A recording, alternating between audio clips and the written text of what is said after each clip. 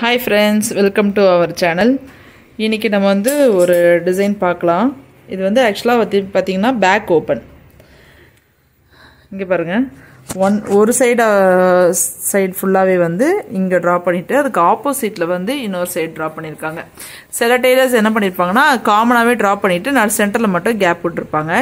இது வந்து டெய்லரே டிரா பண்ணி கொடுத்ததனால அந்த மாதிரி கொடுத்திருக்காங்க. என்ன வர்க் பண்ணிருக்கோன்றதை இப்போ நம்ம பார்க்கலாம். 3 லைன் சரி கொடுத்துருக்கேன். சுகர் பீடு பார்த்தீங்கன்னா வி ஷேப்பில் சுகர் பீட் கொடுத்துட்டு கார்னரில் வந்து பால் கொடுத்துருக்கேன். சென்டர்லேயும் சேம் அதே மாதிரி லைனு. அதுக்கப்புறம் சுகர் பீடு ஒரு லைன், கிளிப் ஸ்டோனு, சுகர் பீடும் பால்ஸ், அப்புறம் சுகர் பீடு. இது வந்து என்ன பால் சைஸ் கொடுத்துருக்கேன்னா 3 கொடுத்துருக்கேன் நான். அதே தான் இங்கேயும் கொடுத்துருக்கேன். இப்போது இந்த சுகர் பீடுக்கும் இந்த ஸ்டோனுக்கு சென்டராக வந்து நம்ம ஒரு சுகர் பீட் லைன்ஸ் கொடுத்துருக்கோம்.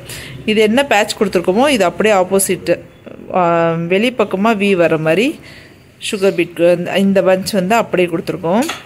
இது வந்து பார்த்திங்கன்னா கோதுமை பீடும் ஒரு சுகர் பீடும் வந்து ஃபைனல் டச் முடிச்சிருக்கோம். இங்கேயும் சேம் அதே கேப் வந்து இங்கே கொடுத்துருக்கோம். டாட்ஸும் இது கோதுமை பீடு வச்சு கொடுத்துருக்கோம். ஸ்லீவ் பார்த்திங்கன்னா அவங்க வந்து பார்டரு இருக்கிறதுனால வேறு எந்த ஒர்க்கு பார்டரில் வேண்டாம். பேக் ஃப்ரண்ட் மட்டும் ஒர்க் இருக்கட்டும். ஸ்லீவில் வந்து டாட்ஸ் மட்டும் கேட்டுருக்காங்க. இப்போ பேக்கில் வச்சுருக்கோம் பார்த்திங்கன்னா இந்த டாட்ஸ் வந்து சேம் கொஞ்சம் கிட்ட வச்சனால கொஞ்சம் கிராண்டாக தெரியும். நீங்கள் எப்போவுமே பேக் ஓப்பன் வந்து ட்ரா பண்ணும்போது ஒர்க் பண்ணும்போது கேர்ஃபுல்லாக பண்ணணும். இந்த ஸ்பேஸ் வந்து கண்டிப்பாக விடணும், இல்லைனா ஃபினிஷிங் வந்து வராது. அதே மாதிரி அது கரெக்டான அளவு விடணும். நீங்கள் எக்ஸ்ட்ரா விட்டாலுமே பேக்கில் வந்து அது அதிகமாக விட்டாலும் உங்களுக்கு ஒர்க் இல்லாத மாதிரி தெரியும். அதனால் கரெக்டான இப்போ வந்து டெய்லர்ஸ்லேருந்து வருது அப்படின்னா கண்டிப்பாக டெய்லரே ட்ரா பண்ணி தர சொல்லிடுங்க. இதுதான் ஒர்க்கு.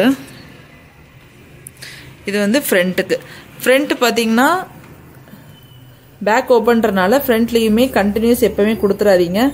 இங்கே வந்து நம்மளுக்கு கொடுத்தோன்னா சாரீ போடும்போது ரொம்ப டிஸ்டர்ப் ஆகும்.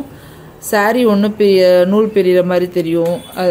அது வந்து இந்த சைடில் மட்டும் கண்டிப்பாக ஒர்க் கொடுத்துறாதீங்க. இதுதான் ஒர்க்கு.